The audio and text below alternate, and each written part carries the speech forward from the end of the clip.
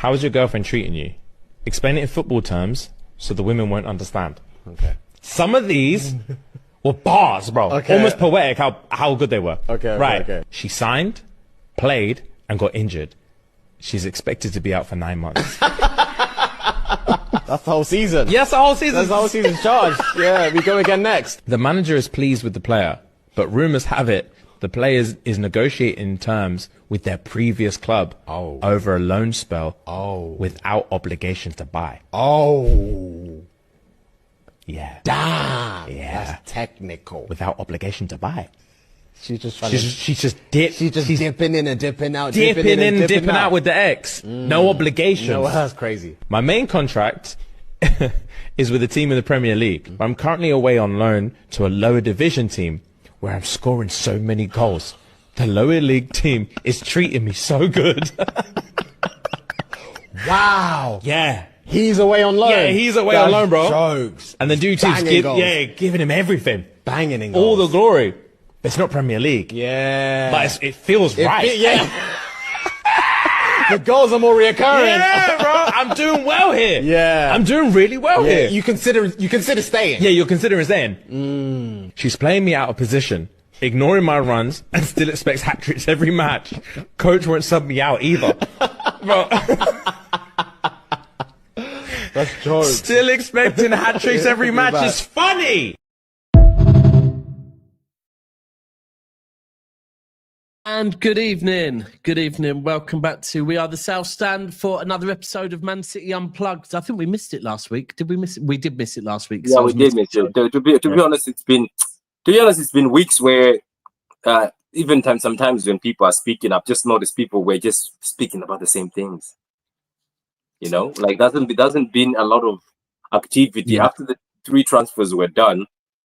We haven't had exits, so there's nothing to really talk about on the exits. Well, there's football. I mean, there is football to talk about, but you can only talk about a certain game a certain number of times. And yeah, I do feel it's not just. By the way, I said this yesterday. It's not just to do with City. This is like obviously with never a foul as well. It's limited even with other clubs. I think everyone's just waiting for this first of July, new financial year. Then I think we'll start seeing players moving. And I mean, I think the way we are, the way City are, we won't see anyone coming in until we start seeing players going out, right? Like, yeah, that is true. Yeah, that is true. We got. I mean, Devious Duck is in the house screaming Savio out, Rodrygo in. I know there's been news about that apparently Rodrygo wants City. And he's waiting for City to make a move. But from what I've seen, City have said there's no interest.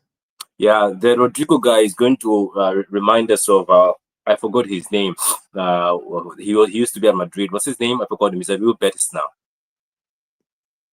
now. Madrid midfielder Isco.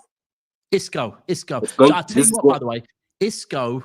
Last time I watched Isco, who was it for? I watched it. Me and Cass watched Isco recent. Was it in the Europa League final? Real Betis, yeah. He's in that. He's a real Betis. It was good. He's always been good. To be honest with you, even when he reached 30 at Madrid and they were like 29 and they were getting rid of him, I was like, why are people not getting him? Like I know that things were not. He wasn't popular then, like his powers, but he still was a great player. I think he was still somebody that if somebody invested in him, they could have had him for a while, you know. But you're right. Isco has always been good. But I remember Isco's always the Man City saga. He was seen wearing the City jersey the same way as Van Dijk, and never happened, you know.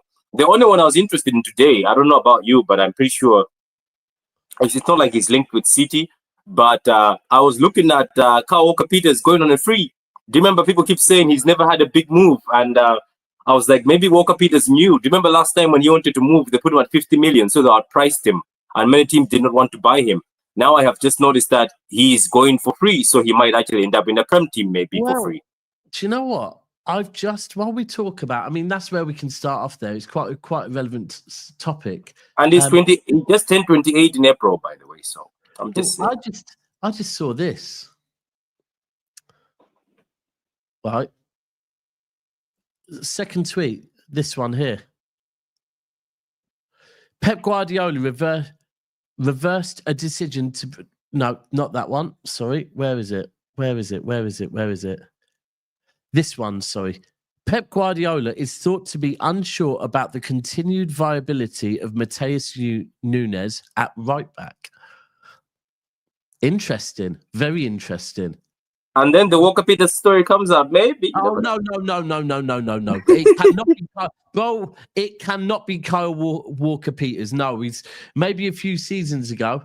But that tells us that we are definitely in the market for a right back. Now, I don't know if you probably didn't watch it, but I tell you what, Livramento is having one hell of an under-21s tournament as well. He is. He's like a man on a mission, isn't it? He's playing with.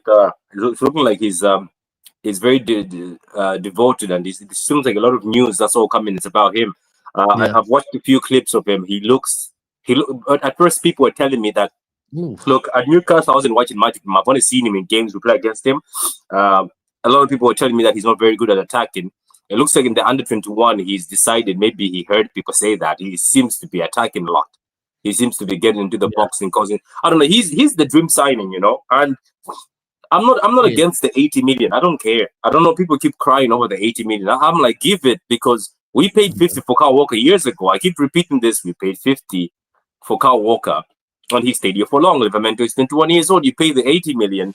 English homegrown quota, 21-year-old who stay here for so long. Kyle Walker was 27 years old. Yeah. Let's not forget, he was 27. We also paid about 50 for Benjamin Mendy. So I don't know. When I hear City are saying it's too much, I sit there and say, City saying this is too much? You literally just broke records for fullbacks. You're one of the teams that broke records for fullbacks. I welcome him with open arms, and I think we need a right back. I think if we go this season with this behavior of maybe trying to deploy Kosanov or trying to deploy Akanji at right back, or Nunes will do good, but he might cost us in certain games because that's not his thing. He's looked great, but he might actually do something, and then I don't know. Do you know what makes me pissed off with City sometimes? Especially, I think it's the same with you, where sometimes a finished formula, we can finish the formula, but we just don't finish it. Sometimes we're like, all City need is a left back. We've been saying that for years, and we don't get a right back. It's as if the teasers. Yeah. Bro, I can't lie. Watching that game the other night and actually seeing a left back on the pitch, made me smile. It made me happy, right? Actually, like, oh my God, we've got a left back, and guess what? He's cooking, right? Yeah. To think we could also have a right back as well. And look, the fact that Pep maybe, I mean, Jack Gordon's quite a good outlet. So for Jack Gordon to say it, interesting. If Newcastle are looking at a right back, I'm the same as you. Look, is 80 million for a right back a lot of money? Yes, it is, right? I've seen quite a few debates on different YouTube channels this summer so far about, is this player worth this much? Is that player worth that much? And all these different things, right? And for me, a player is worth whatever they are worth to that team, right? Yeah. Because and everything changes because, say for example, if no other teams are looking at right backs at the moment, as an example, then his value would maybe go down. But again, Newcastle don't want to sell him. If we want to buy him, that's going to push his price up. Now, if I go back to the season when Liverpool bought Van Dijk and Alisson, right? Yeah. They were both very, very expensive signings at the time, right? But they came in and they got Liverpool over the line, right? Yeah. Therefore, to Liverpool, they were worth every penny. They were, yeah. At the moment, if I'm being honest with you, I think we are going into next season what looks like is going to be a very, very competitive league, right? Yeah. So based on that, like Liverpool have gone and got a new left back, gone and got a new right back. They've gone and got Verts, and they're going to go and get probably a striker, right? It looks like Liverpool are covering every single hole they have, right? Yeah. So we have to do the same. We have to do the same. If we don't, will I throw my toys out the pram and go, that's it, season over? No, but I won't be as confident going into the season. Because I think what you said there is right. people make mistakes, but if you're playing out of position, there's more chance of you making mistakes. Yeah, there is. Yeah, because Because it's not your position. Yeah, it's not. You're not used to certain situations you get put in. And look, if that means we go and get Livramento, I'm all for it. Oh my good Lord, hold on. Why not buy a centre back that can play right back? Well, we've got about 8 of them already. Yeah, can we stop that? I'm also starting to say because I get it. By the way, unknown 1-2-1-2. I get it because I've had the debate literally yesterday saying if we were to play with Ait Nouri bombing forward, then potentially to keep the balance, you could play 3 centre backs, right? But and if that is the way Pep wants to play, then yes, we have a Kanji who could play there. We have Kuzanov who could potentially play there as a right centre back, not as a right back. We even have, I'm pretty certain at one point John Stones used to do it. Yeah, John Stones, yeah. Yeah, we've got options there. But if Pep is wanting to play with a right back, like I think we all hope him to, just go and get us a right back, man. Just go and get us one. This is what I'm saying. Like this team, it's always been that situation. It was always the left back side missing because Walker was here. It was always the left back missing, and sometimes you're like, we need a left back there. Yes, I know that we've won the trophy with that one, but I'm pretty sure everyone, Pep, this might be your last 2 seasons. Just give us a team. Just give us a full team. Let's just have a team full of specialists. Like, let's have a team of a right back and the left back. And you know what's funny? That's what's missing in the team. Basically, this team, you just buy a right back and the team is done now. Obviously, people are crying for wingers. Yeah, people are crying for wingers, but I think the wingers we have can still do a job. I think amongst them, one of them has to rise. One of them or 2 of them has to rise. That's what I said. There's no way all of them, Doku, Savio, and Bob, one of them has to take a position and make it their own, you know? So that I'm okay with that. But it's just, I just say having 2 left backs and right backs, people who can bomb down forward, up and down, like it's a different sport. Even Josko, I think, said in an interview that it's very different to playing as a centre back than says as a left back, because the left back says I have to bomb up and down. That's new for somebody who's a centre back. See, that's why I don't know why if people keep saying, but Pep Guardiola doesn't want 4 backs who bomb up and down. But we saw him asking Josko and Akanji to bomb up and down. You know what I mean? We've seen them go forward, go into attacking, and it doesn't look great. And then we've seen them caught out of position because they're not too fast, too flexible to run back. So he looks for that. It's just maybe this is a good point. This is a good point. Yeah, Vardiel came off the other day, didn't he? Yeah, he was holding his hamstring. Yeah, so Vardiel might be out for a little while. Yeah, he might be. Yeah, and I think this is a thing that already we're seeing. Look, Echeverri is going to be out by the looks of it for what I think 2 months, probably. I feel bad. I feel bad for him because I think can't catch a break. Oh, Vardy was in training, quality. Someone said was he? Vardy was in training, but still, if he's held his hamstring, we need to be careful. Yeah, that can be the beginning of something because he's one of the guys who's played a lot of men's season, international, and last season. The other one who also, that's why even though in the interview the chairman was saying, he's so desperate to play again, is Haaland. I was like, Haaland, don't be that desperate. Take your break too. You were one of the guys who were playing too much. But to be honest with you, I think Livramento, if I see City pay 70 to 80 million, I don't think anybody's going to care. I think the only people who are going to care will be the public, as they did when Kyle Walker was signed and John Stones was signed. I remember when John Stones was signed for 50 million, people were saying, how can you spend 50 million on a centre back? I don't know if you remember that. And then everybody said, spending this crazy money. Yaya Toure, right? People, when Yaya Toure and David Silva joined us, right? I'm pretty certain even Aguero, people spoke about the price City were paying for them, right? Even KDB, remember? There's a KDB famous.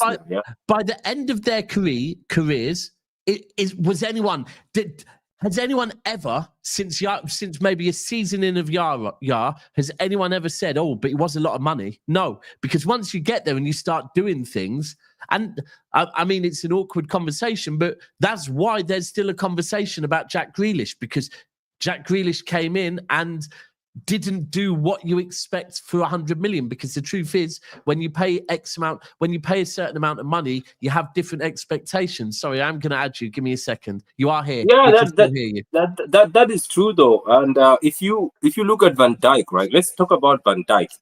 If you say, speak about that time, I remember I was shocked. I remember the amount. I was like, no way Van Dijk is being sold for that much. Let's be honest though. Before City started getting linked with Van Dijk, nobody really cared about him at Southampton, you know. I disagree. Like, but I remember I used to just look. When we play against Southampton, I used to just say the guy is decent. I'd be like, that guy, man, he looks like he's decent next to that other guy he had. But I'm saying, I can't lie. I was following him. I was. Yeah, but that amount from Celtic was he worth that amount though? That time, this is exactly what I mean, though. That for me, a player is worth what they're worth to that club. And yeah. Liverpool were probably one piece away from winning they're one piece away from winning the Premier League. They got Van Dijk, they won the Premier League. So but you get what I'm trying to say? That fully get what you're saying. Yeah, like the same way you're saying that the only reason why Jack Grealish we speak about it is because the amount hasn't been leaved. But now Van Dijk, that time, I remember when the amount came out, I laughed. I said, no way, that fella, it took maybe 50 million or 40. I was like, that's okay. 75, I remember he was 70 something. I was like, nah, that's ridiculous. That's a joke. Remember, even City, they said it's too expensive. That's why they didn't go. Yeah. But what I'm trying to say is, those amounts nobody cares about Alisson's amount anymore. Alisson was once nobody cares. But guess what? We care about Kepa. Kepa, we talk about him. He was 80 million, and now he's a 5 million. If you're under, and this is the thing with Grealish, like, we can only say, well, we don't care because Jack Grealish, what he did in the treble season. But the truth of the matter is, the reason why it's still a conversation is because it's still a conversation. It's not still a conversation on how much Yaya cost. It's not still a conversation on how much Alisson costs. It's not still a conversation on Rodri. Yeah, it's about his price tag. I'll even go as far as to saying, although I know people go in on him at the moment and saying he's dropping off, it's still never been a conversation. And this is a perfect example. There's a player that currently for the last season or two has not been in the best of form, right? We paid a lot of money for him. He's one of our, I think we paid 65 million for him. Ruben Dias. Yeah. But it's never a conversation about, was Ruben Dias worth 65 million? Fuck no, because Ruben Dias came in his first season, won Premier League Player of the Season, and we won the league, right? That is worth money. The minute it's not a conversation, it's not a conversation for a reason, because the proof is in the pudding. And that's, I do think if we get Livramento, and we do have to pay a lot for him, I think the proof will be in the pudding next season. We won't have if we don't get him and we stick with Diaz, Rico Lewis, anyone else filling in there, Nunes. There'll be mistakes, and then we'll be going, we should have gone in for a right back. And we can get away with like Nunes in some games. In fact, I might even prefer him as a right back against low block teams, because he can unlock that. The thing is, not defensively in a big game.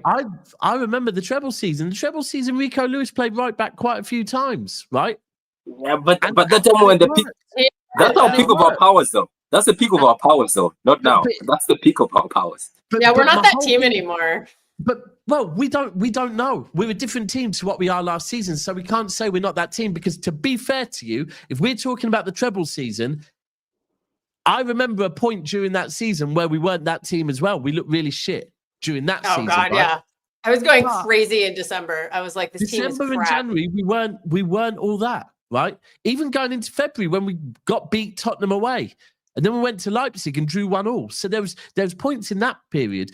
But this is the thing. Could we win the league with Rico Lewis at right back? Of course we could, because we've done it before multiple times, right? But is there more chance of us winning the league with an actual right back at right back? Yes, there is. Yes, and the Champions League too. Yeah, exactly. This is a thing that we can go into it. We can take the risk, or if we're rebuilding and it looks like that is what we're planning to do, why take the risk? And would either of you two rather we go and get, Rodrygo or Livramento? Livramento. I would be Livramento also. We need the homegrown player, and honestly, we have Omar Marmoush. I don't know. I don't think we need Rodrygo. I think he's a good player, but I think we're overhyping him a bit too. Because if you look at his like total numbers, you're just like, is that really a 90 million pound player? Like, yeah. I think a lot of us have PTSD from when he came and stabbed us in the heart the year before we won the Champions League. I have fully. I'll never. Yeah, but do you know the thing about Rodrygo? I think Rodrygo and these guys like Rafael Leao, it's just whether you let's suppose I know they might be expensive and people ask their prices. I think we're talking about Arsenal fans the same thing, that the reason why you go get a Rafael Leao and then you go get Rodrygo is fear. They'll put fear in somebody, regardless. Like they are not regulars, they're not regular fear, but that's always fear. You have to put somebody on them. Like you definitely have to watch them. I think that's what people are looking at. And to be honest with you, Rodrygo is a bonus right now. It's a bonus. It's like if he shows up, you're like, okay, thank you very much. It's like one of those, thank you very much. You've already done a good job, Vienna and Tiki, but now you're just showing up. I think it's just Rodrygo coming on is just showing up.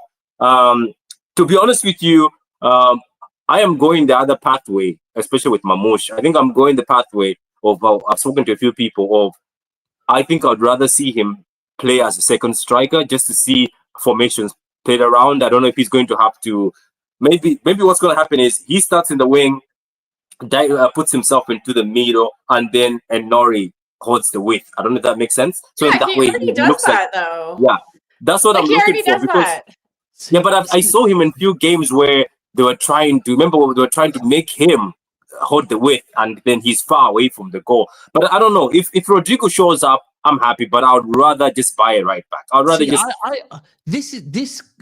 By the way, let me be clear. If we get a right back, then at that point I'll be going, do you know what? Cool. If we now want to go and get Rodrygo, I'm all for it. But even this, buy a cheaper right back and get Rodrygo. I wouldn't. Who's the cheaper right back? Kyle Walker-Peters is free. Kyle Walker-Peters, go away with that stinky take. Kyle Walker-Peters is free.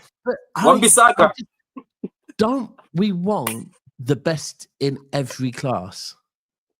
Like, and not go and get a cheaper one. Like, do you know what? That actually, let me ask you a question, because someone messaged me this the other day, and I said I'd speak about it.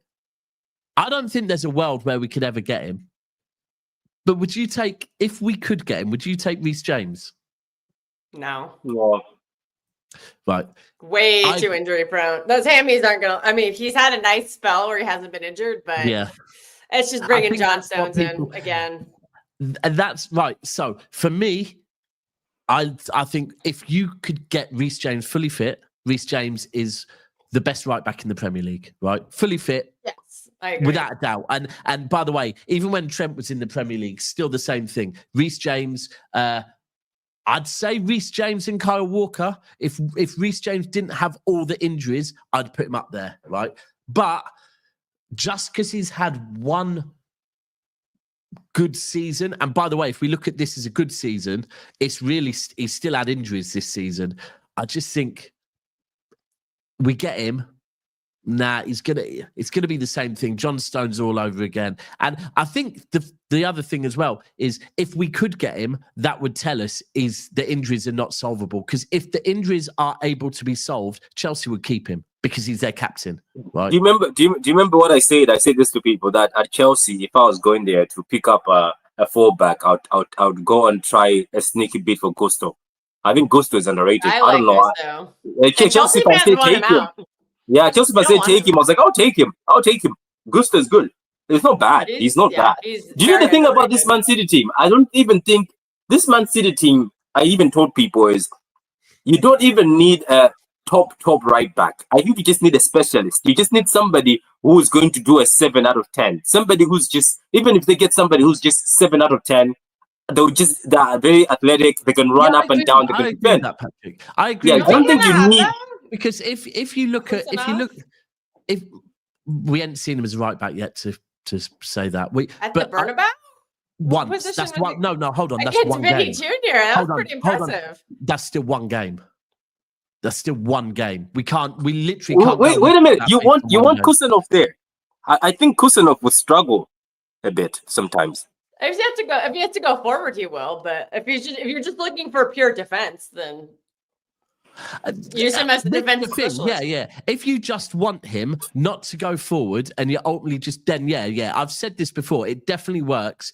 We haven't seen him as a right back though. By the way, I'm still someone that says I'd be intrigued to see if he could do it, but I do get what you're saying about 7 out of 10s, because if we're being honest, right, and this is not just the recent history. If you look at the history of the Premier League, when you're naming top class left or right backs, there's nowhere near as many as there is if you were to say central midfielders, right, or centre backs or central midfielders. You're listing loads, but when it comes to fullbacks, there's only a few that you put at that top class, The rest are 7 out of 10 fullbacks. Like Gael Clichy at City, 7 out of 10 fullback. Yeah, they just do their jobs. They're not like that's why when people like what's his name? When Cole is being spoken about, like one of these other fullbacks when that been spoken about, it's because they were extra. They had an extra thing. Yeah. But in the Prem, majority of some of these fullbacks have just been, they know their job, simple. They do their job simple. But I think maybe, I don't know. I just feel like when you get a technical fullback in Nouri, like City have right now, I think the next guy at the right back, look, if you want to be greedy, go find one that's technical and also good at the job, or just find one that's good at the job. Like that was what Kyle Walker was. Don't forget, Cancelo was the technical one at the left-hand side. Kyle Walker was just there for muscle. You'd be like, wow, Walker scored. Walker got an assist. It was like, wow. Like, because Walker was just there to do his job. Walker was always, I'll stop the counter. So you can find a lot of those out there. I always think Walker was a scrambler. Walker made a lot of runs that often he didn't end up receiving the ball on, but he dragged players out of position. Yeah, he did. Yeah, he liked that. He liked that. But I do hear what you mean. It's only every now and again that you actually like see Walker. Like, it used to irritate me how much Walker used to shoot from outside the area, right? But he scored against Sheffield. Remember, Sheffield was struggling. He scored a couple, right? But predominantly when Walker struck the ball outside the area, it was never going in. He scored a couple. Yeah, it was never. It was never. He was one of the. I don't know. That's why. What's the situation? It's just that he's 29 or 28 years old. Is he 29 now? 29? Who? The guy from Forest. He's 29. Aina? Oh, right. Aina. He's 29, isn't it? Yeah. He's 28. I don't know. It's That'd just be a stopgap. Maybe the market will change in 2 or 3 years while he's kind of the guy from Crystal Palace is 30 now, so you can't really go there. Oh, Munoz, the guy who torched us. Yeah. See, I'm still of a point, right, where I do want a right back. Yeah, I want our squad to have every tool in the toolbox, right? So I want fullbacks, I want wingers, I want midfielders, I want 10s. Of course, you only are allowed a certain number of players, but like I still wonder. I'm intrigued, at how Pep plays with fullbacks and out touchline hugging wingers. Yeah, I go back to Mendy and Sane. Mendy and Sane, you very rarely saw them together because Pep didn't play wingers that bomb forward with touchline hugging wingers. So that's where Marmoush fits in, Cherki fits in, Bobb fits in. Rodrygo would probably fit in, to be fair. But I just, so I don't know, man. I don't know. But the other one, right, for me, it's Livramento. Unless I have said before, Jed Spence, I maybe entertain Jed Spence at the right price. He's not bad. Somebody called him a scrub. I was like, Jed Spence is not a scrub. Come on. Not scrub. Yeah, people, you know what? This thing where people are just rating. Yeah, somebody say he's bad. Yeah. It would have to be the right price. Yeah, you would get him though. Like, let's say for instance, Jed Spence will eventually be the main right back, or he will leave one day. I think it's just Pedro Porro, obviously the senior one. But I mean, we've got to even be honest with you. The Jed Spence this season, and Jed Spence this season came in, I think, more the second half of the season, started playing on the left for Tottenham. He's a right back, right? So he was playing out of position. Do I think he's... I don't... And by the way, I'm not saying Jed Spence is a standard, but do I think Jed Spence is a better right back than Núñez? Yes, I do, right? Now, would I pay more than 40 million for Jed Spence? No, I wouldn't, right? Would I pay under 40 million for him as a right back over Núñez? Yeah, I would. I do think he's a better right back than Núñez. I do think he's a better right back than Rico Lewis. But that's still not what I want. I want Livramento. It was a bit like Wirtz. If I don't get Wirtz, I wanted Cherki. This one, I just want Livramento. Unless someone can tell me another right back. Let's brainstorm. Because I don't think Aina's done enough for me. But the other one is international, isn't he? The other one that I saw him. I did a case study on him. It's just that I didn't release the video. But I did a case study on the guy from is he from Porto? The Fernandes one. The Fernandes. Oh, Fernandes, yeah. He seems to be a more Pep Guardiola player. If you read what the scout reports say. He's more stronger, which also then obviously you can make it up yourselves. Both of you can decide. Apparently, according to the scout reports, he's more stronger in a team that holds the ball. Right. They're saying he would be weaker in a team that doesn't have most of the ball. So what does that say? That is he not that great defensively? Because they're like, oh, he thrives very well in tight spaces. He thrives very well going up and forward, attacking, and he actually shines brighter in teams that hold on to the ball. But he would struggle a bit in teams that don't hold on to the ball. So I was like, well, are we trying to say if we're being hit by counters, that means he's useless? Is he just? But that's what that was. Look, let me remember this, right?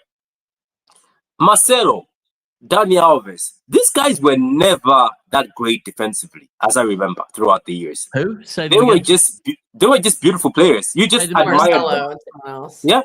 And Dani Alves.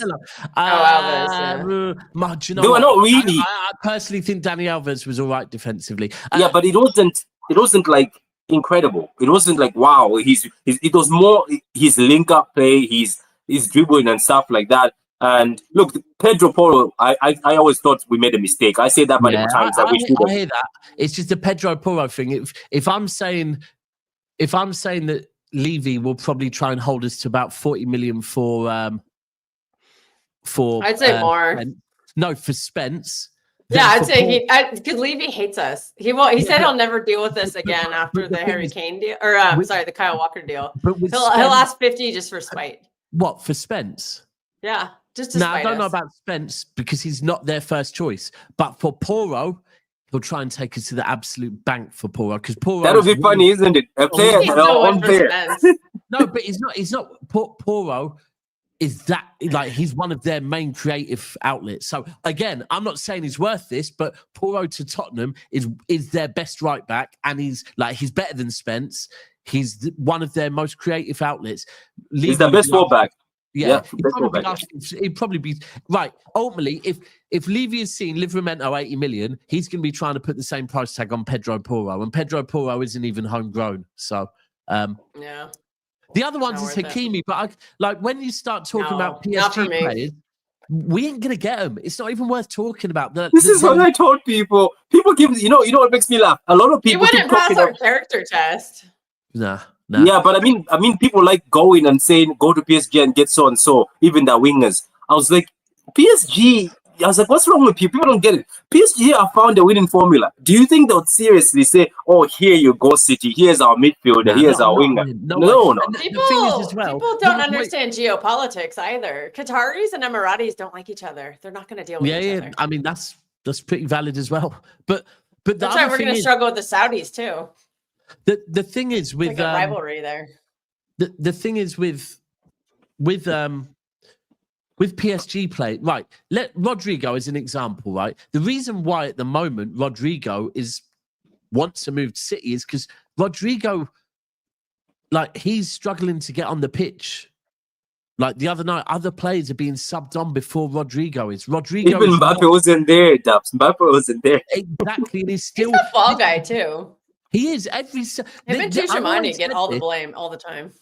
It's one of those ones where no matter what, no matter how good a season Rodrygo has for Real Madrid, when it gets to the summer, right, because they want a new shiny toy, someone has to make way. It will always be Rodrygo, right? Oh, should we sell Rodrygo? Now it's Camavinga. They've added Camavinga. Camavinga is also the guy. Stinking it up. Vinny's been stinky ever since he didn't win a Ballon d'Or. But they won't drop him. But they won't drop him. Yeah, they won't drop him. They won't drop him. Sorry, who's this player people keep talking about? Vanderson. I need to check him out. I think he's the Monaco right back. Apparently, I've never seen him play, so I can't. I'm going to have a look at him after this because I've seen the amount of people that have mentioned this Vanderson. In fact, I think LB even sent in a super chat saying, "Yeah, Daps, watch a Vanderson comp. You'll fall in love." I will. I'm going to go and watch him afterwards. Let's just quickly talk before move away from this because I haven't spoke to either of you two. Since the Alain game the other day. We had a fun watch along. I had a fun sleep. I did wake up. I didn't get out of my bed. That was 6 p.m. for me. So, and I had the day off. I was drinking. It was fun. Wait, did you watch it though? I watched it. Yeah, I watched it in bed. I see. I thought you said you fell asleep. So I was gonna do a watch along for it. I woke up, turned the TV on at about 10 to 2, and then fell asleep and woke up at about 2:15 and watched the rest of it from there. But I couldn't be bothered coming down and doing a flipping a watch along on it. But what was your take on it overall? Who was good? Who was bad? Go ahead, Kelsa. It's just a fun game. I mean, I don't want to gas it up too much because, I realize who we were playing. We can't. Oh, you don't want to be positive because you'll be positive about PSG, but you don't want to gaslight. Oh, stop! Okay. I see what you did. Go ahead, Costa. Glaze away. It was a fun game to watch. We dominated a bad team, just across the board. Ait Nouri, was really fun to watch him. That guy is going to be really good for us. So that was really fun to get to see him go. Gundogan looked really good in the game. I can't really think of anybody who had a bad game. Keep Gundogan? Keep Gundogan? No, I think we have to move on. I love Gundogan, and it's not because, I'm not coming from a bad place. I just think we're in a rebuild, and we need to. But I don't want him playing big minutes next season. You know what I mean? I don't want him playing the minutes. I want Tijani Reinders, and I want Nico Gonzalez playing those games. Yeah, or those minutes that Gundogan will take. I hear it. It's just one of those ones where Pep can't let Gundogan go. He let him go once and he brought him back. So when the games are the big games, he's gonna play Gundogan. Hold on. What? Right. Based on what? Based on last season, he was playing every game. Again, based on one when season. The big games come, Pep doesn't play the new players. We had a lot of big games last season that he was playing the vets. Pep has been, just a reminder, Pep's been at City for 9 years. I know. Okay, I think he's attached to these players. So why is everything based on last season? Because that's what's fresh in my head. Because for me, I think he did. And last season, let me be clear, I agree with you. Last season, he did do that. But it's fair to say that last season, it was those players that got us over the line, right? I don't think Viana will allow that to happen. I don't think Khaldoon will allow that to happen. But when people say Gundo and Bernardo are proof that Pep plays the old guard, I agree with that statement. But that's based on one season of 9 seasons under Pep, right? And that was a season where that's all he had, right? That's all he had. No, towards the end of the season, we had some more options. Okay, he opted not to play them. But the options he played won us games. I know, but I don't know if I can count on a 35-year-old to keep doing that next season. Agree with you, by the way. I don't disagree with you that Gundogan should go, but I just disagree with this narrative that if Pep keeps him, he's going to keep playing him. Because I don't think he's brought into that. Because I think Pep will always favor players he trusts. But again, you're basing that on one season off of 9. Years and years and years. Every time pushes. Who did he start in the first Champions League final? He didn't start Rodri. He started Gundogan because Gundogan's his guy. Yeah, but hold on. At that point, because Gundogan had been better that season. I still think you needed a DM in that final against Conte. Gundogan and Conte was a mismatch. I agree with you, but that season, Gundogan was mint. So it's like... Yeah, but he was mint as an attacking midfielder. As an attacking midfielder, he was mint. Yeah, I think sometimes he'll just find ways to shove these players in out of position to the detriment of the team, and it has cost us finals. Like last, I know it's last season, but the FA Cup, he had to shove players in who were not fit and out of form. Agreed. It cost us the FA Cup. Agreed. Last season, again, everything is based on last season. Like this whole, like all the shitness about Pep is based on last season, right? Someone said to me the other day, it's fresh in my mind. I'm sorry. Yeah, I hear it. And by the way, let me again remind you, I don't think we should keep Gundogan, right? But for me, it's more because the squad has to be smaller. And I, like you, want to see Nico Gonzalez. Like, I really want to see Nico Gonzalez fucking play. I think he's a big reason. I know that he came in at a time and we didn't win a lot of games right away, but I think he's a big reason why we started winning games, and which put us over the line to qualify for Champions League. He had some very good performances that I think people just overlook. Like that Newcastle game, he was incredible. The Chelsea game, he was good. Yeah. Like, I'm not going to overlook those games. But Dubs, don't you think like Dubs? Don't you feel like let's say for instance, right? Like, look, at the end of the day, you can't ignore the quality of Gundogan. Like that's the thing about him. Like that was a rested Gundogan we've seen in the Club World Cup. One that's rested, but also he was playing against a very weak opposition. But look, he does the job, right? Like he does the job. Like to be honest with you, Gundogan came. Like remember the issue is he came in to be the bonus guy, like to just fill a few things, and then he ended up playing a lot. If Gundogan still stays in this club, and you see Gundogan playing against the championship team in the Carabao Cup, or the Carabao Cup, or let's say he plays against the championship team in the FA Cup or the Carabao Cup, he plays against certain teams. Gundogan will look great. He will look comfortable. But I think the fear that comes to us, that even sometimes I have in the back of my head, is Gundogan is such a smart, lovely player, and let's not forget this is the guy who was signed while he was in a wheelchair coming to City without walking. I think Pep Guardiola loves Gundogan so much, unless maybe I think he's going to bin Gundogan because he also looks like he's a bit fascinated by Reinders. Reinders looks like Gundogan copy. Because remember, I was saying Kelsey this, I think we were even talking today on the phone. I said you wouldn't be surprised if you see certain games Reinders is the DM because he loves such players. Oh, yeah. He loves such smart players. He loves them so much. So I was like, maybe that's how he'll bin Gundogan. No. I can say another thing though, and I feel like, and I've seen players. I think I saw a quote come out today from the players that they were a bit bemused last season about how little the coaches were speaking. Right? Oh yeah. Right? Yeah, that is bizarre. And I do feel like, what are you doing? I feel like last season, from what I got told about the club in August was that the mood around the club seemed weird. Now, it makes sense now because Pep was probably going through a divorce at that point, right? And maybe the communication amongst the club got worse. But I feel like last season, people should have been pulling Pep up because I watched Gundogan I watched every single game pretty much of the last Euros, because we on Never Foul we're doing watch-alongs for everything. And I watched Gundogan's performances go from brilliant at the start of the Euros to really bad at the end. Why? Because he was 34, right? And so the age was getting on top of him. Now, I think there should have been people in Pep's ears telling him last season, look, Gundogan, Bernardo, telling him the age of that midfield, because I am the same as you. Last season, 100 years combined. It was getting. I was sick of looking at the lineup, right? Because I knew what I was going to see, and it was going to frustrate me, right? But I don't believe that will happen this season. But I do think ultimately there's more players in that position that I want to see, and I want Gundogan gone, right? I don't want to say I want Gundogan out of the club. I would love him to stay on as a coach, right?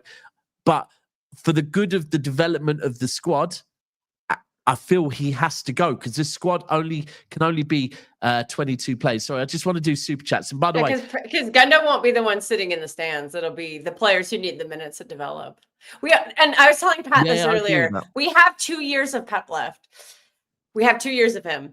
he has 2 years to develop these players who are going to be here after Gundogan and after Pep.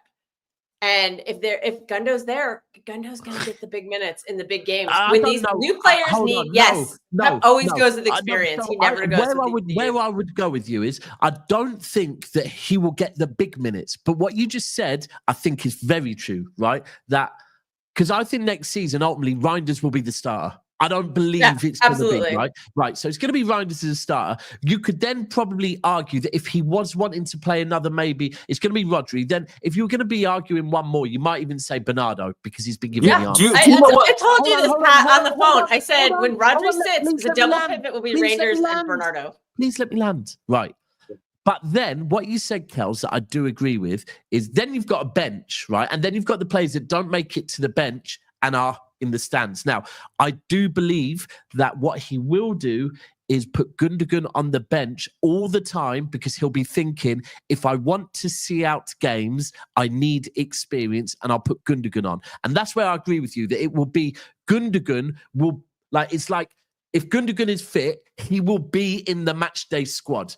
He might not be starting, but he will always be in the match day squad. Now, if you look at who that's going to be at the detriment of, you're right. It's probably going to be someone like Nico Gonzalez. And that I don't want to see. But I don't think what has he done wrong? I don't know what Nico's done. He's the first guy to get benched for playing well. Hold on. So let's not look at what he's done wrong. Let's look at the players that were signed, right? And instead of going, what's he done wrong? The players we brought in January, yeah? Marmoush, Kuzanov, Vitor Hayes, Nico Gonzalez, right? There might be one or two other younger players, but they're the four main ones, right? So it's not what has he done wrong, yeah? It's that 3 of those 4 got limited game time, right? One of them got very little game time. Kuzanov got a bit of game time. Nico Gonzalez, I believe, got 16 times he saw pitch, right? Started was probably a lot less than that, but ultimately it's not what he's done wrong. It's not what he's done wrong. It's just what Pep felt we needed at that point. But if we start going into next season and we still see it, then it becomes a hold on a minute, what's going on here? Because I don't. Wait, I was about to tell you guys that don't you think all our questions will be answered tomorrow? I think a lot will be. Yeah. No, it won't. No. Yeah, because you know why it won't. No, I do think that we're gonna see the outline of how. Do we see the future tomorrow? We won't see. Do you know what we want? Right now, this very second, we're talking about Nico Gonzalez, yeah. And tomorrow, I can't see Nico Gonzalez starting. But if I it'll be Reinders and Bernardo, guaranteed. Right. And Gundogan. No, it won't be Gundogan. No, there won't. No, because it'll be. That is an issue. That's an issue right there. What you said there is the issue, right? If I see Reinders, Rodri, and Bernardo, right? If I see Reinders, Rodri won't start. No, he probably won't. You're right. No, I don't think. I don't. If Rodri starts, the earliest game would be game week 1. But no, but I'm more meaning next season. If I see Rodri, Reinders, Bernardo next season, I have no issue. If I see Rodri, Reinders, and even Gundogan on certain games, I have no issue. My issue is if I start seeing, because having one of the unks in our starting 11 is not the issue. It's having 4 uncles starting in one game that is the issue.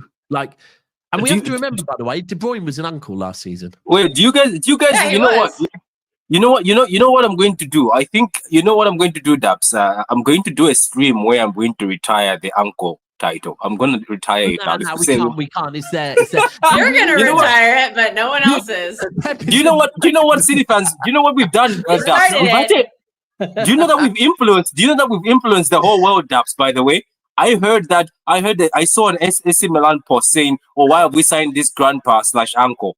Oh, I was like, oh my God, it's gone. Do you know what we do? I know there's things out there, but I'm definitely, I'm getting sad. This is what my dad used to do. I'm definitely going to keep track of minutes and how many times players are on benches and whatever more next season, because I don't know. That'll help you. It will, but you know what? It's like, when you're at school and you've got you've got like, you read things, you get given stuff to read. What's it called? Revision. But the best way to revise something is to write it down. Yeah, you write it down, because then it sticks in your head. Because I really want to know that. Now, can I ask you something, Dubs, before we forget on this? Hold on. One super chat quickly. There's super chat. Gundo and Stones need to be sold this summer. No ifs, no buts. Yeah, the John Stones is an interesting one, because with both of them, here's the thing: we can say we need to sell them, but if no one comes in for them, then we can't force them to go. They're contractually and that Stones one could become interesting, because Stones has said, look, Stones on 250 a week, right? And he wants to stay. Yeah, who gave that? Some of these contracts we gave out were just awful. The Stones one was always so confusing to me. I can't lie to you. The Stones one really confused me. Final thing before we carry on. There is nearly 200 of you in here. The likes are only on 96. That's why there's only 200 of you in here, because the likes have been so low all show. The likes, come on, people. Let's get the likes up. Then there'll be more people in here. Can we talk about Ait Nouri and Reinders again? And just I wanted to ask you a question, though, to you guys. I just wanted to ask a small question.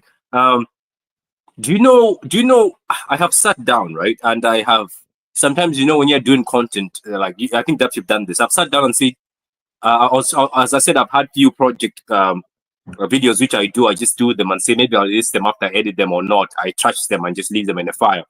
I was thinking of doing one, like, how do you study Nico Riley right now? Like, for instance, do we continue look, the age is going, right? Do you continue forcing him out to being a backup left back, or now you start?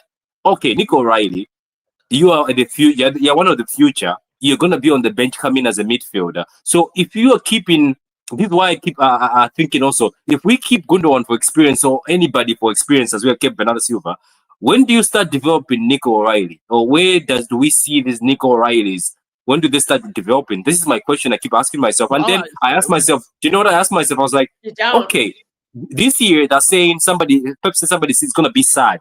So, okay, is it going to be a senior player sad, a Nathan Ake sad, or Kusanov? If you want to keep Nathan Ake, if he's got 1 year left on his contract, or Johnson has 1 year left on his contract, are you going to send Kusanov out on loan so Kusanov is not sad anymore?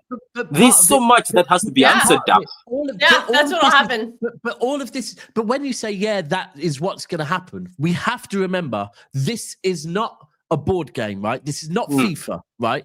John Stones is on, I said 250. Someone's saying 300k a week, right? Some of these players are on big money. Now, I'm pretty certain City want rid of them. However, like I said, if other clubs do not come in for them, what do we do, right? We are trying to run a business and also stay ahead of PSR and all that crap, right? And all the financial regulations. It's one of those things where maybe, like, some of the young players will have to go out on loan, right? And come back. They'll come back. Like, I do think not all of them, because it will be based on how they perform over there. But I do think some of them will come back. But we do also have to keep some experience, right? Now, we have a lot of experience. Hold on before. Right, when you say we have a lot of experience, we do. But if we it seems like all the experience is what ultimately people want to get rid of, right? Nobody wants to get rid of Diaz, Rodri, Haaland, Foden, Yashko. Those are all very experienced players, club and country. Brilliant. What you just listed there, I didn't hear too much. I heard Rodri, right? But apart from that, who we also know that we're going to have to limit his game time. But if we keep Rodri, but get rid of Kovacic, Gundogan, and Bernardo Silva, we are getting rid. Hold on, we are getting rid of 3 of our experienced midfielders. Right? Is Foden not a midfielder? Does he not count? He's been here 8 years. Hold on, he's a 10. He's not an 8. When's Foden? Drop back and be an 8, but he's still experienced. I'd like to see him be. No, but the whole point I was saying is, right, you need experience in each area of the pitch, right? I don't want to keep all of them, but the whole thing is, De Bruyne was 8/10. He's gone, right? Bernardo is, by the way, let me be clear, Bernardo not wing. Never, ever, ever. Don't want to see him on the wing. For me, Bernardo is now an 8, right? Gundogan is an 8. Kovacic is an 8. People want to get rid of all of those. That is all of our experienced midfielders. we have to keep at very least one of those. At very least. So we're just not going to count Tijani Reinders as an experienced player because he's not been on a Pep team. No. Well, that seemed to work fine for João Neves. He walked into PSG again. Midfield, You can and come they up wanted with him one or two. You can come up with one or two examples, yeah, and that's say my one example. It did work, right? But again, and Tijani Reinders has been playing at a top level for 2 seasons. Before that, he's playing at a level that you would not even know, right? So what are you going to do? So 2 seasons is not experience. You have to keep 1 or 2 of them. So you haven't answered my question. So who do you think is going to be unhappy? Because like I said the same thing. Look. If it was up to me, I am welcoming everybody in this team. But Pep said somebody's going to cry. So I was like, who's going to cry? I want to point out who's crying and who's going. Is it going to be Echeverri? Are we talking about Echeverri? The truth is, there's a lot more than we even know. Like, loads of players need to fucking go. That's the truth. I know. Even youngsters might need to go. So it's either, look, there's 2 paths you can do this. You can say, okay, maybe we need to compete. Liverpool are too strong, so we can't risk and say, we will have the O'Reillys on the bench, then we'll have Echeverri on the bench. Okay, then we're going to have to get experience. They had a bunch of academy people on their bench. What? They had a bunch of academy people on their bench, like Curtis Jones and Harvey Elliott and Kwanzaa. That was their bench last season. Yeah, but look at the spine. The spine is still the same one. Yeah, the spine. But this is the thing as well. It's, for me, there has to be, and we definitely don't need to become experienced like we were last season. Too much experience, way too much. Too much, right? too much. There was dust on the pitch. We need to have experience in certain areas. Now, and this is, the fuck thing is, right, that if we look at Gundogan, Kovacic, Bernardo, right? At least one of them has to go. Oh, I agree with you. 100%. That's what about the defense? You've got 8 defenders. You've got 8. You've got 8 centre backs. But if we're looking at who needs to go, it's probably a no-brainer. There has to be. That's where, right, Kovacic was probably one that we were likely to get rid of, but the injury has thrown that one, right? Bernardo is 30 years old, right? He's not 32, he's not 33, he's not 34, not 35. He's 30 years old, right? Bernardo last season. He's got the legs of an older player, though. We've burnt him out. He's got the legs of an older player. Right. Again, back end of last season, where he wasn't playing as much, Bernardo Silva, and he was playing in the middle, not on the wing. Bernardo Silva was good. Not okay, he was good. One of our best players, right? Not on the wing, and not when he was playing at middle of the season, but the back end of the season, he was good. But we're not going to... Do you think we're only going to be playing 1 game a week at the end of next season? No, I don't think Bernardo is a starter next season. I think Bernardo's a bit part player next season for real. So what do you do with the defenders? You've got 8 to 9 defenders. I'm confused, Dabs. I keep asking. That's too much.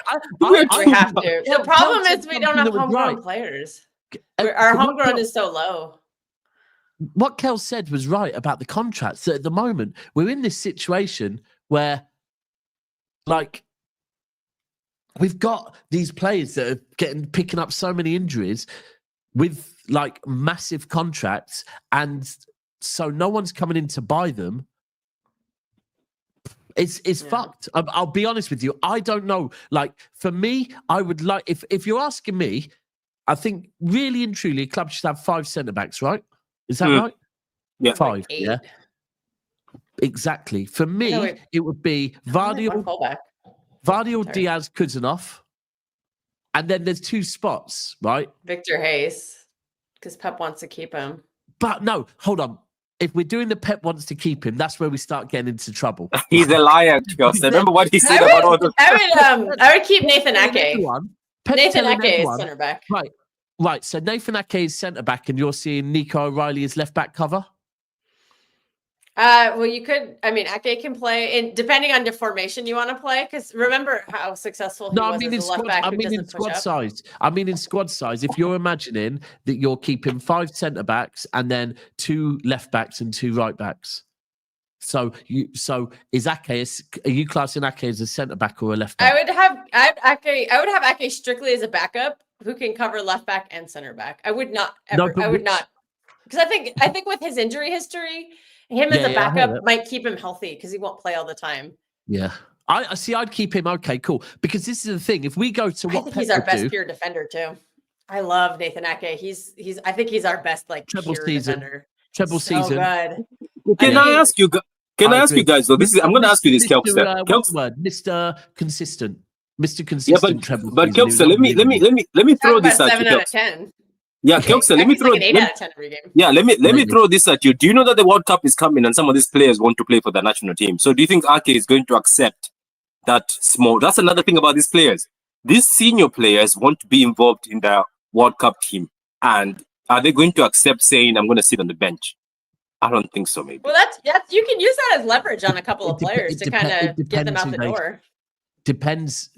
See, this is but a thing. Even when you do Netherlands, no matter what he does. Well, no, I don't know. But like as an example, because I was trying to have this conversation with someone the other day, and like you're right. So Jack Grealish, if he wants any chance of being on the plane, he has to leave City, has to go and play somewhere, right? But if you're talking as an example, Manuel Akanji, Akanji does not need to play much for City this season to be. I don't know if Switzerland have qualified, but if they have, he's their starter. He's a starter, he's their captain. Right? John Stones, if John Stones doesn't play much for City this season, but is fit next summer, he probably still goes because he's that much better than most of the other English centre-backs. But Ake, I think Ake's a good one because would Ake start if he doesn't play much? I don't think he would.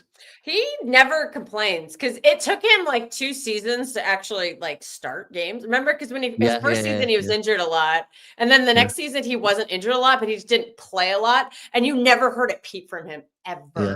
Like he never said a word. He's just he's a very consummate professional, and I don't think he would ever complain about the playing time.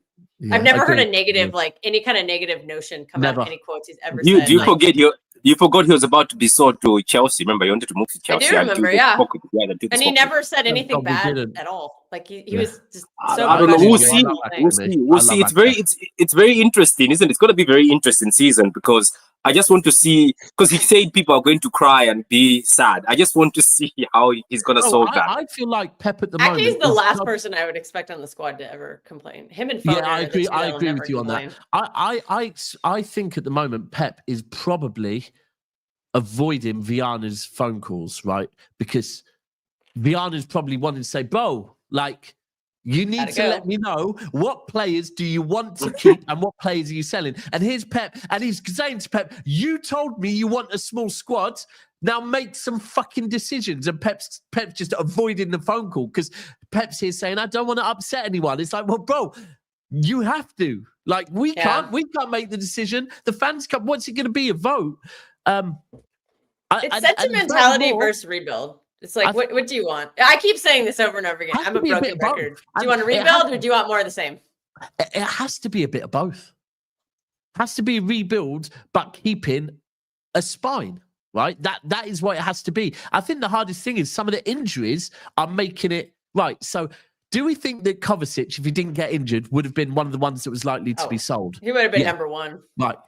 But I think Nunez is going to be on the sell list very soon. Well, based on what he said today, maybe, yeah. But then also the other one is, do we think that Echeverri might have been loaned out? Maybe. With that injury. Oh, what happened there? What was that? Patrick, that was definitely you. Yeah. There's a phone call. But now with this is a thing. Oscar Bobb, because again, I think Oscar Bobb's come out today again and said he expects to be at City next season. So I don't know what Pep's telling everyone. I'm telling you, it's hard right now. Even if you sit down, like I said there, Patrick, yeah. You sound like chopped and screwed right now. Yeah, you're out in the mountains somewhere. He's out in the wood. He's lost in the woods somewhere. Oh, he's going to come back in a minute. No, taking him out. Bye, Patrick. I really don't know how. I'm baffled. Like with the defenders, I think with Vitor Hayes for me and Kuzanov, do we see a world where Pep keeps both of them? The only way that happens is if Akanji goes. Because Akanji will take all the minutes. Guaranteed. Yeah, I agree with you on that. That is one thing. I think he's our only sellable asset in the back line. Like you can get money for him, and you could probably make a profit off of him too, because we only paid 15 million. Yeah, and and if you're going to lose money on Jack Grealish, you need to gain money somewhere else. But then I did see this the other day. Kanji's getting a new contract. Oh God! If Kanji's getting a new contract, we're not rebuilding our squad. But that's not a rebuild. That's Viana giving him a new contract. I can't see Viana giving him that would shock me if Viana gave him a new contract, because he's going to be 30. We don't.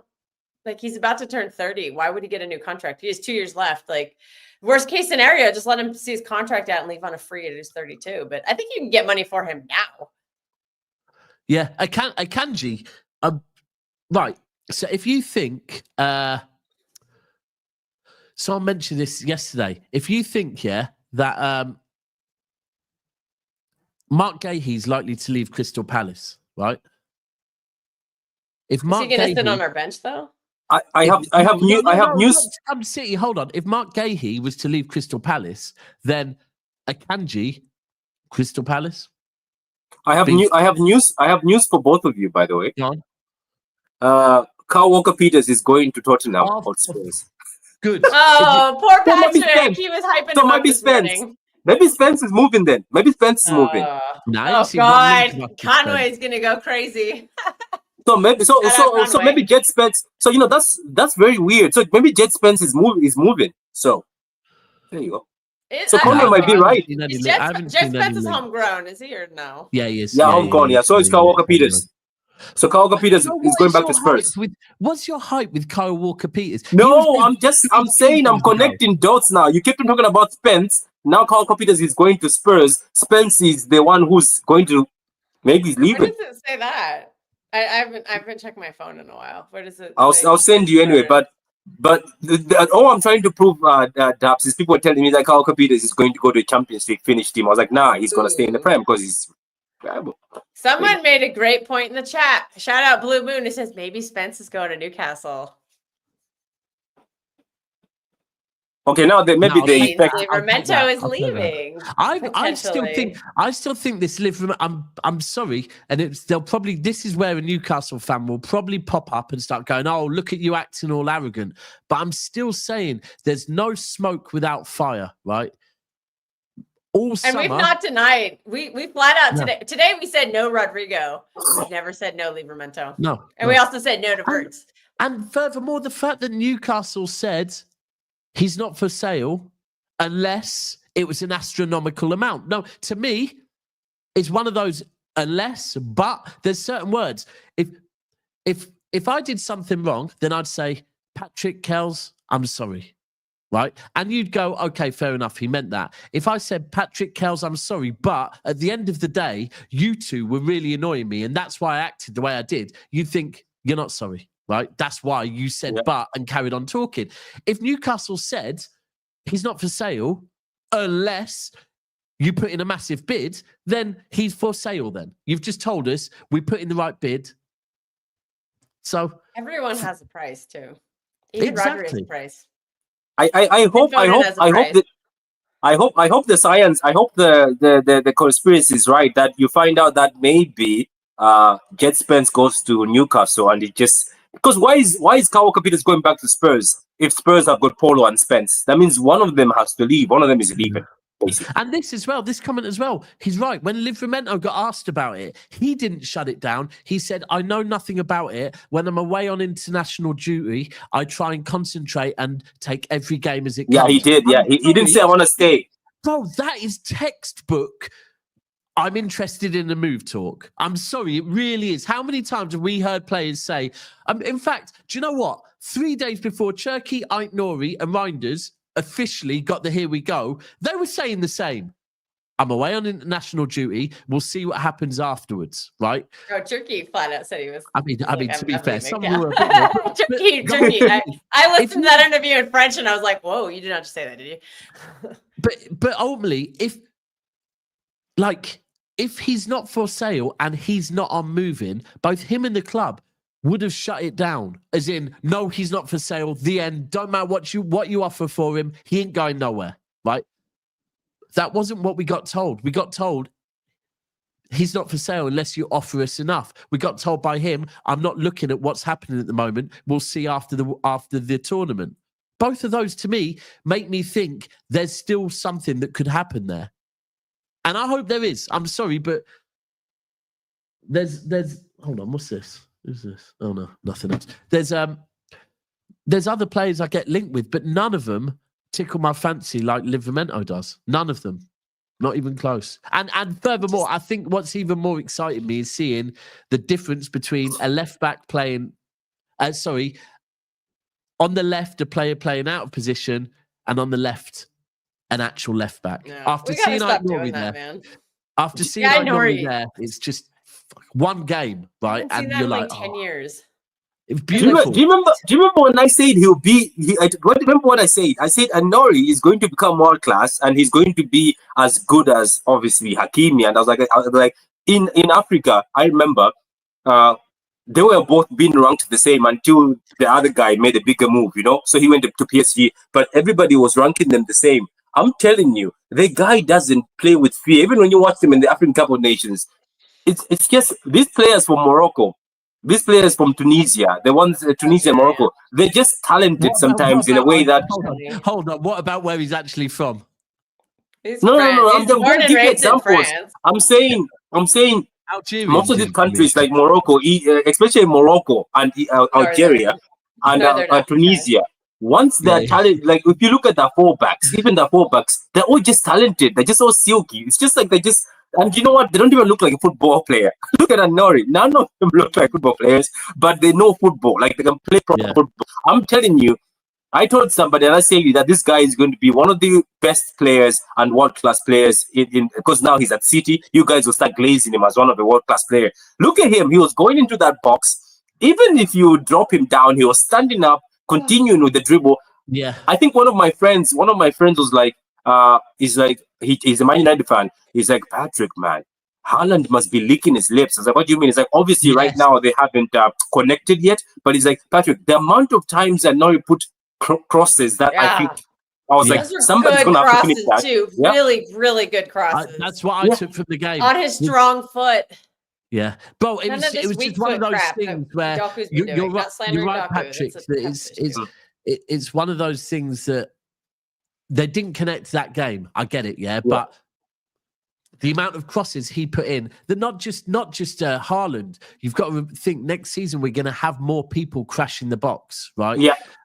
But the other thing that Rangers. Yeah, Rangers. Do you know what? I really think Rangers is going to bring the most. I think Rangers and Ait Nouri down that left-hand side and Marmoush, that three down that side is going to be. Yeah, Marmoush and Ait Nouri is exciting. And Rangers as well. For me, like what I've taken from this tournament so far is the two players that have excited me the most, City players, by a country mile. It's great seeing Foden get back with some form. It's great seeing, what else have we seen? Great seeing Cherki. But for me, the debuts of Ait Nouri and Rangers have just been like, because both of them, come on. Yeah, I know that his debut was not that great, but that brother is cold. He came with a mission. Cherki came to take sauce. Did you see what he did to your man, Dubs? He broke your man's ankle. Your man pretended to be injured. He dribbled past him. He went to the corner flag. Oh, yeah. He that was funny. So he dribbled and the guy fell down and pretended to be injured. Cherki was on a mission, man. And that finish of his was just cold. I told people that he just looked pissed off in this second game. Last year. Yeah. Do you know what it was? It's because, like, Pep played him as a false nine with his back to goal, right? He did, yeah. And I'm sorry, that's all on Pep, right? When you look at a player like fucking Cherki, who he needs the field in front of him. He needs to see what is in front of him, right? He can't be playing with his back to goal, right?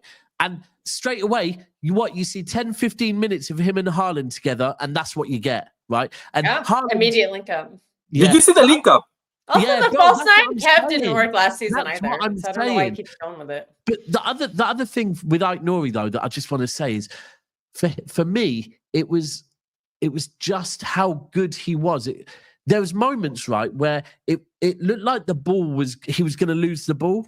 And he just seemed to get this extra stretch out to keep hold of the ball and just move the ball to another player, which is exactly how City play. Because he was drawing players in, right? And then last minute, knocking it off to someone else. And that is exactly how City play. I said this the other day.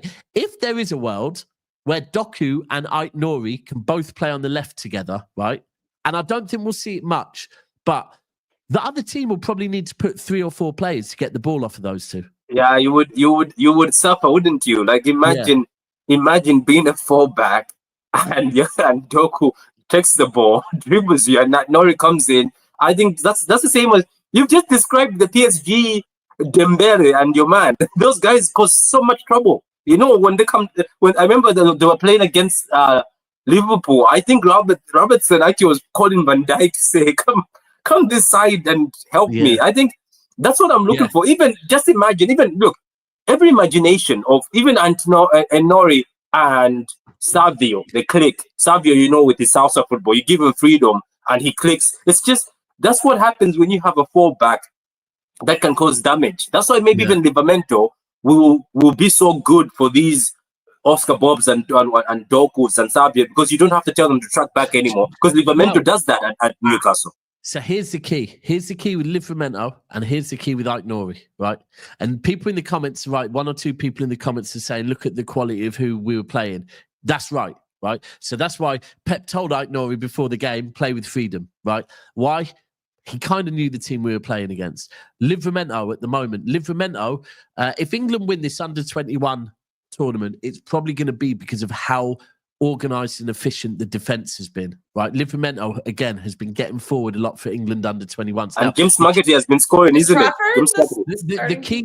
The key with is to be. I don't know why I was thinking that earlier on. Someone else was playing in goal, but the main thing is, right, that for both Ait Nouri and Livramento to be able to have that freedom to go, if we get Livramento, I'm talking like we've got him now. What am I doing? We need to be able to rely on our centre backs. That's the key. But we have a new partnership emerging, so that's good to see. That was the one positive from the end of last season. What the Vardy? But this is the hard thing for me right now, is that someone said this. I think on a video we did yesterday, we were talking about centre backs, and they said we need to form partnerships and allow the partnerships to blossom. And I do agree with it, that if you look at some of our best seasons, it's been when partnerships have been allowed to blossom. That's how the top defenses stay good. Like Gabriel Saliba is probably the best partnership in the Premier League right now. Van Dijk and Konate, every game it's going to be those two. Every big game. And that's why they're so successful. And if you go back to the days when the Premier League started, right? Before the Premier League, if you go back to when it was called, what was it called? Division 1, right? It would have been, it's the same thing. It's always partnerships. Vidic, Ferdinand. It's always partnerships. Now, Diaz-Vardy is the partnership that deep down, not even deep down, 100%, I think Diaz and Vardy is our strongest partnership. But already there's calls for Vardy Kuzanov as our best partnership. And that might be our issue, that we keep switching it up again. We can't switch up. Yeah, that's the thing, isn't it? He's going to switch up according to speed, because he will want Kuzanov in certain games where maybe he can run and help us. I don't know. That's why I'm interested. I'm so desperate to just see what's the strongest City side. I want to see that side. That if you face, that's why I'm happy. I was like, let us face Madrid. I want to face a team, and I want to see. Okay, so that's it. Because if we face a strong team, he's definitely going to go for, okay, these are my guys now. But I'm telling you, and Nouri, Rayan Reinders, and Cherki, I think if he lets them play the football they can play, I think those guys will be good enough. Do you know? And that can be a spine, Dubs. The spine is already there, by the way. There's Diaz. So far, we still have Diaz. We have Rodri. That's a spine. Bernardo Silva, you can call him part of the spine. So even Foden, you can call him part of the spine. So there is a spine there. It's just that I think the spine needed support. Obviously, even in human nature, the spine gets support. The support is Reinders, Cherki, and Nouri, and whoever you add. And the team is complete. The team is complete. For me, Reinders we just need a right back. Reinders is part of the spine, 1,000,000% for me. Okay, so can I ask you something, right? Absolutely. What are you going to? Can I ask you something, Dub? We come back again. We say Reinders is a guaranteed spine. again, here's the question again. What do we do with Nico Gonzalez? What is he? What is he? Because he's a number 8 also. He can play number 8, attacking midfielder. He can play box to box. Right, the same way the same way that we're going to wait for Bernardo to leave for Gonzalez to get meaningful minutes. It'll be next season after Bernardo's gone. Bernardo will take all his minutes. Maybe. I think there'll be time. Right. I think how much minutes Bernardo gets could be quite relevant to if we get a right back or not. Right. If we get an out right back, a proper right back, then I think that could limit Bernardo's minutes. Right. If we don't, I think Pep might play Bernardo as part of a midfield 3, knowing that Bernardo will know, because we've got to remember when we go through who knows Pep's systems best. Bernardo knows Pep's system pretty well. I think Bernardo might play as part of a midfield 3, but also cover the right backs at times. If we get an actual right back, we won't need that. For me, if you're asking me, we talk about Rodri and Dias, but in certain games needing Kuzanov's pace, right? In certain games, we will be able to play, say, a midfield of Rodri, Reinders and Cherki, or Rodri, Reinders, Foden, and then play Cherki as part of a front 3, or alternatively play Foden part of a front 3. But there will be some games where we need to be a bit more reserved. And for me, that's where I would like to see a midfield of Rodri, Reinders and Nico Gonzalez. But Kels is right. Like, I think, Kels, you're spot on. There is the one.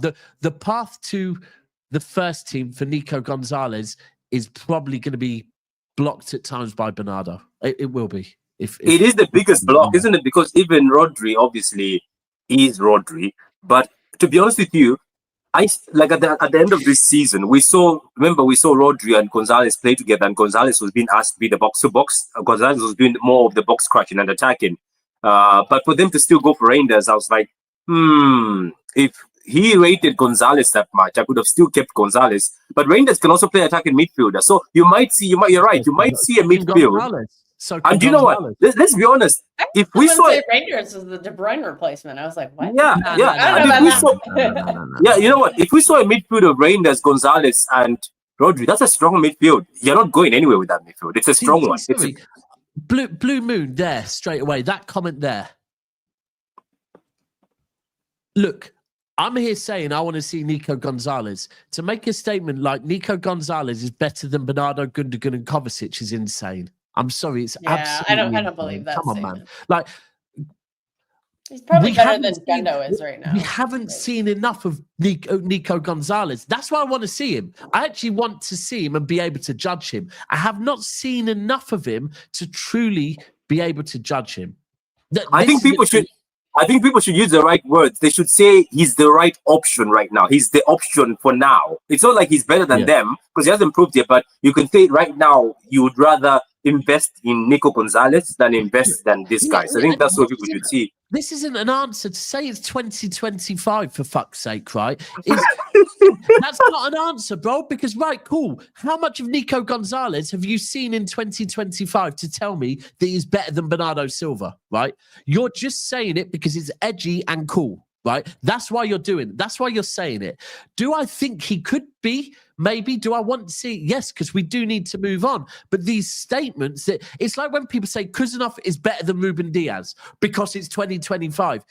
That's not a good enough answer. You need to see a body of work before you start making these type of comparisons and saying people are better. Now, that doesn't mean that it's not something we want to see. We all want to see it. I want Nico Gonzalez to be given the chance because we do need to move on from Bernardo Silva. But making these wild statements that they're better than players that have achieved everything. And also, I'll remind you, Bernardo Silva is 30 years old. What Kel said earlier, we ran him into the ground. That might be true. Does Bernardo need some time off? That might be true. To say Bernardo Silva is now washed and dead, that's just not believable. If in a season's time Bernardo's looked shit all season again, then we have a body of work to say, you know what, Bernardo Silva has now fully fallen off. He's been run into the ground and that's it. Maybe the guy just needs a rest. But the other thing is, we're thinking, right? Well, I'm thinking Rodri starts every game, right? And we're thinking Rodri, Reinders, and Nico Gonzalez. It's not going to happen. It's not going to happen. It'll be Reinders and Bernardo, like I said. Right. So I just get nervous about that, yeah. But I don't know. Right. So when I'm talking about if we're playing teams that we need to be a bit more reserved, and Rodri's tired. Rodri needs a rest, right? Would a midfield of Nico Gonzalez, Reinders, and Bernardo Silva then be a very good midfield? It is a good midfield. That's a good midfield. All three of them can do all three of the roles. All three of them. Bernardo can't be a 10 anymore, though. I think he's really awful creatively now. His passing is really poor going forward.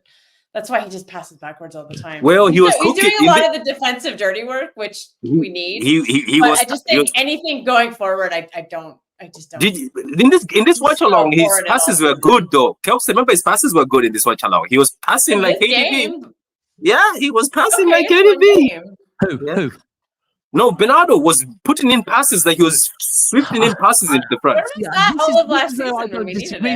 I don't disagree with Kels on the Bernardo thing. Like I always talk about Bernardo as a winger, but I'll also say as a 10. Yeah, whether it be a 10 or whether it be on the wing, that's not where I want to see Bernardo Silva no more. That isn't like if we talk about where Bernardo Silva shined last season. It was towards the back end of the season where he was dropping back almost into a free roaming centre back at times, right? And then carrying the ball forward and then popping the ball off to other people to do the creative stuff. I do agree. He's not that creative guy no more. He isn't.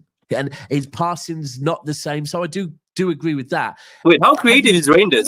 Because I hear Reinders can play 10. Passes last season. Well, that's why Reinders looked so refreshing. And Nico Gonzalez last season too. Did you just say how creative is... how creative is he? Because I heard that he gets... Scoring goals in Serie A. And pace to get it behind. Cagliari backed off the Dutchman. Rafael Leao made the run. The weight on the pass was perfect. It still needed lifting beyond Cherki. But clearly, Paulo Fonseca has got it right. No change out of Leao with this. Is that creative enough for you? Okay, that's fine. Because I heard he gets deployed as a 10, doesn't he? Sometimes he gets for Netherlands, he gets deployed as a 10. So even in AC Milan, somebody will say that AC Milan sometimes, he looked better as a 10. That's what somebody told me. Look, that's the funny thing is Nico Gonzalez used to play. Nico Gonzalez can also play box to box and 10. So I want to see that midfield. I want to see Rodri, Nico Gonzalez, and Reinders because they're all creative, good defensively, and very good at creating. I just want to see that. I need to find there's one particular pass, not dissimilar to that, but it was a bit more lofted that Nico Gonzalez played. I think it might have been against Newcastle, might have been against Nottingham Forest, right? But it was one of those passes that completely bypassed the midfield, right? So I think Gonzalez, Reinders can both do similar jobs. I do think Reinders is, whereas Nico Gonzalez to me is an unproven entity. With Reinders, I don't doubt it at all. Whereas with Gonzalez, I still want to see it. I still need to see a bit more. But with that midfield beats PSG. No, PSG beats Madrid though. If you have Reinders, Nico Gonzalez, and Rodri, that beats Madrid. I think that's how you can solve Madrid. You can sort them out. You can solve Madrid that easy. Reinders is good at tempo setting. Can I ask you something, Dabs and Kilsem? Would you like to see? Would you like just for one time only? Would you like to see a front three of Mamouche, Haaland, and Cherki just for one time only? Just a front three. I think that's gonna probably be. Do you see how Cherki can play right winger? Cherki can play right wing, right? Would you like to see Mamouche, Haaland, and Cherki, a front three, just one match, just to see? I expect to see that quite a lot. Yeah, I expect to see that quite a lot. Yeah, I think that could be like our lineup to start the season. Because I don't think Pep will let Cherki go in the 10 straight away. And I think it won't be like a touchline right wing. Just like Marmouche is not a touchline left wing. It'll be like inverting in. And I think there'll be a lot of fluidity between Marmouche, Foden, and Cherki. Yeah, I think this is a thing that this is exactly what I mean. In that I think we need options. We need a toolbox, right? We don't need a toolbox full of centre backs, right? We need a toolbox toolbox. We don't need a toolbox full of uncles. We need a toolbox with every tool we need. So we need a little bit of experience, a little bit of youth. We need wingers. We also need inside forwards, which is where maybe Marmoush and Cherki. And I think there'll be games where we do have to play, whether it be a midfield of Rodri, Reinders and Bernardo, or whether it be Rodri, Nico Gonzalez and Bernardo, or whether it be Rodri, Reinders and Nico Gonzalez. Or Foden. Or then sometimes we'll only have to play maybe a Rodri Reinders and then a Foden or Cherki next to him, right? And then play 3 up top, because it depends who we're playing. There's no way that when we play, I don't know, Burnley, right, next season, there's no Rodgers way not playing that game.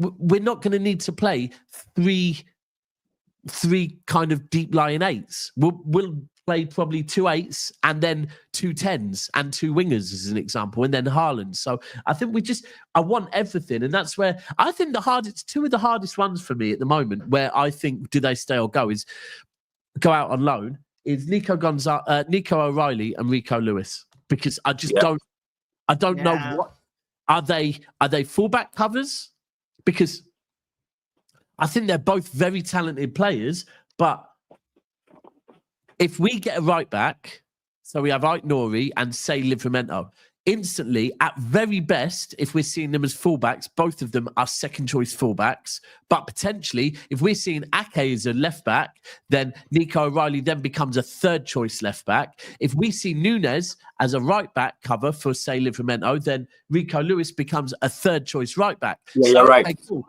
Are we seeing them as midfielders? But then if you're seeing them as midfielders, you're going to say they're probably 4th or 5th choice midfielders, maybe even 5th or 7th. And I just, however much I love both of them, and I think both of them are quality, are they of the quality that City want? And this is where, as a fan base, what do we want? Do we want to challenge again next season, or do we want to bring the youth in? Yeah, I don't see room for either of them. Rico, it's very clear Rico is not good enough to be a right back. And there's just no room for him in the midfield. Like, you'd have to get rid of, like, we brought in 3 players we brought in 2 midfielders, and it doesn't seem like a lot of the ones who need to go are going to go. So he might, if he needs a year to develop, maybe going on loan and then coming back, when guaranteed next summer, I believe that all of Bernardo Kova and Gun. I almost said Gova. Yeah, I think they'll all be gone by next summer.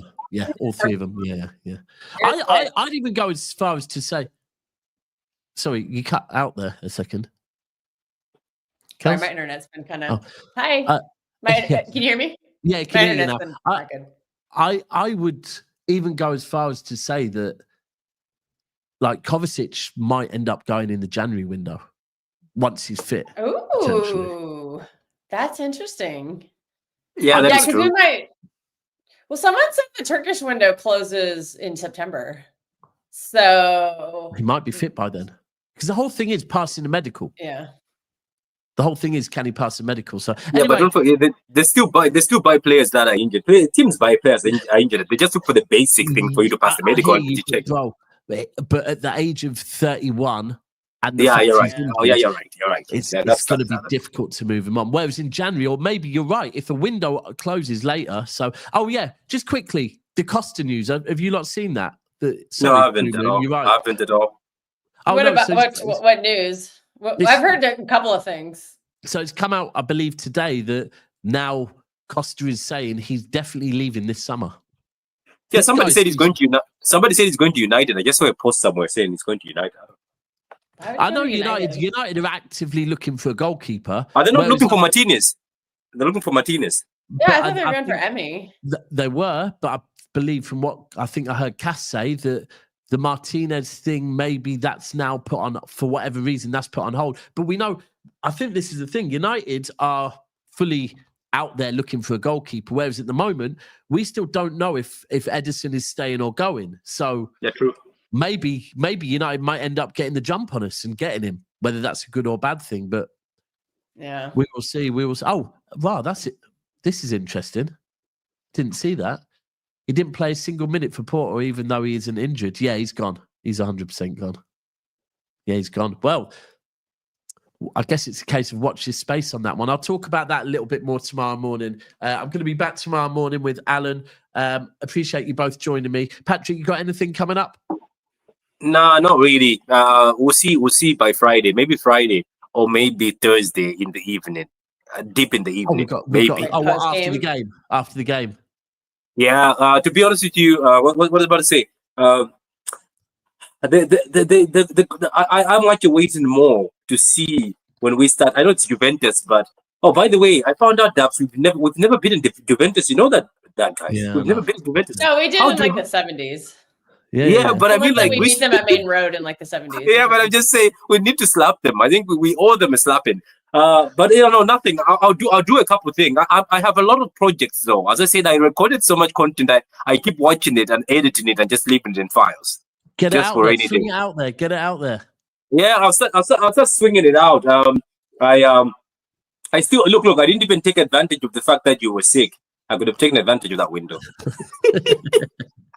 More content, yeah. Well, yeah. Now I'm trying to. I took trying to get back to full fitness.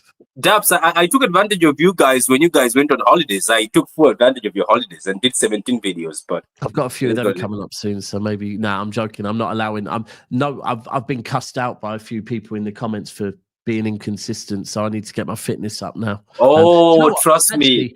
Shout out to the person that emailed me today. Right, someone didn't comment. Right, they emailed me, and they sent me an email before with a real breakdown of Man City and who Man City should go for and whatever. Then they emailed me today basically saying, you guys need to get the pronunciation of Kusanov right. Sorry, I did it wrong. You need to get the pronunciation of Kusanov right. It's a silent K. And I was just like, bro, you don't need to email me to tell me that. Like, fucking hell. But anyway. 2004? Bro, the thing is, it's a waste. It's a waste of an email because, unfortunately, however much I will try my best to listen to you, I've probably butchered about 15 words this show. So I'll try my best to pronounce it Huzanov, and he has actually helped me now because I'm going to purposely know I don't want to get cussed out. It's Huzanov, not Kuzanov. But right, we will be back tomorrow, 10:30 in the morning. Myself and Alan, and probably Australian Patrick as well. Patrick looking like, what? I ain't getting up that early. But until then, I will leave you with in the morning here. This. And I promise you, this is Pep. This Club World Cup, it's a Mickey Mouse trophy. We're out here in June playing in a literal desert. This wasn't a football match. It was a World Cup in a barbecue pit. We didn't even bring tactics. We brought sunscreen and electrolytes. At this point, FIFA just makes us play these for tourism.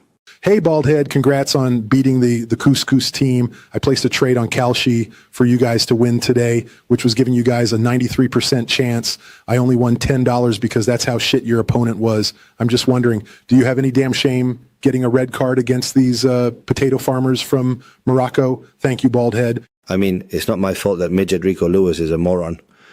Go ask him that. And I may be bald, but I got more money than your broke ass. Keep being a reporter and shut the hell up. AI, man. Man, that's funny.